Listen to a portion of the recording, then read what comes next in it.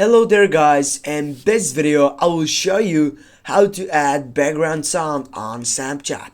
Now when you're on your story site and you get up a video from your gallery or you record right now, or maybe you just pick up one photo, what you need to do, just simply on your right side, as you can see on your fifth selection, you have a music side or a sound section. Go for that one, and here you can choose up a song which could be interesting for you. For example, for me it's interesting the second one, and now select the phrase of the song and go for the tick on your right side.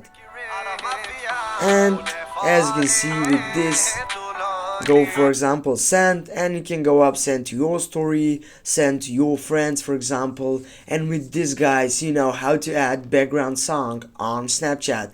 Thanks for watching, don't forget to hit that like and share the video. See you soon guys.